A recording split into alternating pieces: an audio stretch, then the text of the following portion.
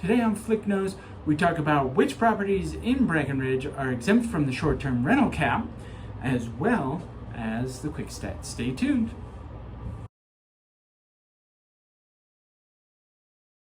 Hey everybody, thanks for tuning in for another Flick Nose here. We're just going to run through the quick stats real quick. And then go through which properties, there's about a dozen of them or so in Breckenridge that are exempt from the short-term rental license cap. And you can always get one. They are condo-tels primarily.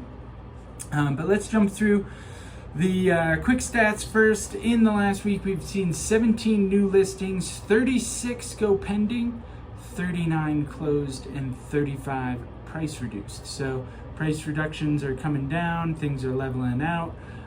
We're still probably going to see between 35 and 40 for the next couple of weeks, I think, for sure. New listings, 17, not that many new listings, not terribly uncommon here, but as we're heading into the winter, but certainly worth noting. And then, 36 pending, 39 closed in the last 7 days. Active listings, we ended August with just over 1,000. September 21st, we had 884, or September of 21 rather, we had 884. So we're somewhere in between there at 947 active listings right now, of which 418 of those are good choices, or choices that you could put a contract on today, tomorrow, whenever. So that's down from the peak in the summer, but not down by much. 450 was where we peaked at. We're at 418 now. So properties coming on the market and going off the market for sure. We're somewhere in between. We're still not at the 2018, 2019 levels of inventory right now. Anyways, let's talk about Breckenridge here and what we got going on there.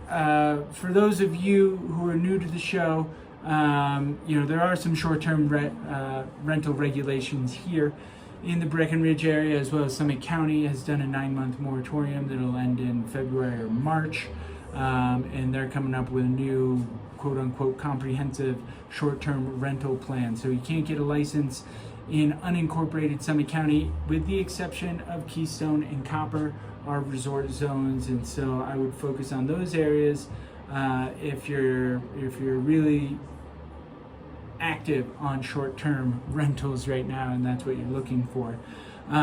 Frisco, Silverthorne are definitely having conversations.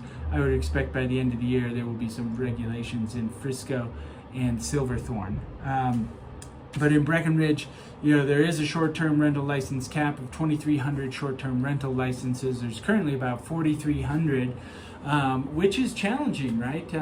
We have to get down to that 2,300 number through attrition, and then there's a wait list. So, if you buy a property in Breckenridge, there's going to be several years for sure before what I'm predicting to be several years.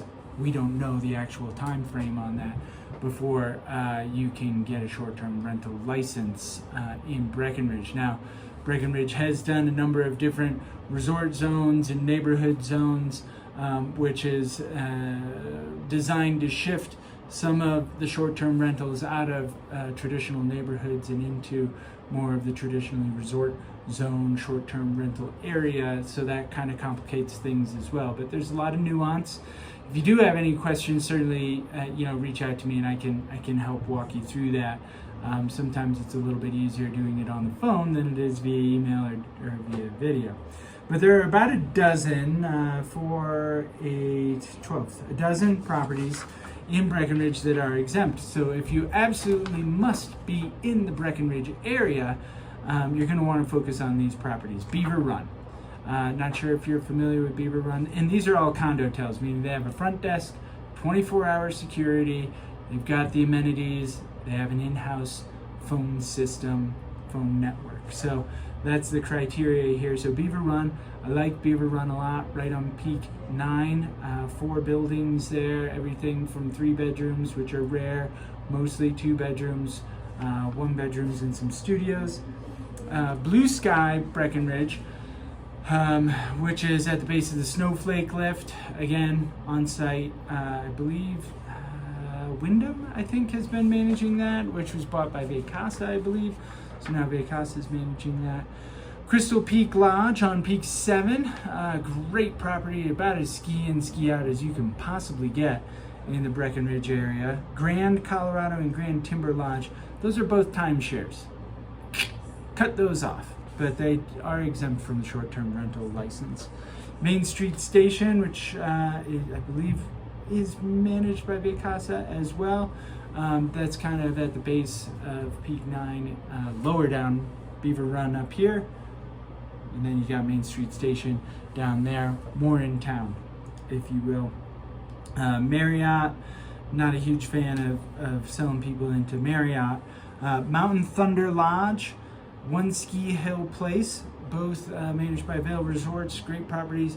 One Ski Hill, of course, is at the base of Peak 8 there. And then Mountain Thunder is down by the bottom of the gondola. So ski in, walk across the street to the gondola there. And then Valdoro and Waterhouse Valdoro, also timeshares, not a hugely popular one, but certainly worth taking a look at if that's something that meets your criteria, and then Waterhouse as well. So dozen properties that are exempt from the short-term rental cap. I do think that we're going to see some cost segregation there. As you're exempt from the short-term rental cap, those prices will escalate quicker than some of the others. So does come with some downsides depending on what your financial projections are. Some upsides, a little bit more nuanced when you get into like Beaver Run's HOA and how they manage the property and what the splits are. You know, and those are things that we can discuss if that's of interest to you. So certainly if you have any questions, reach out.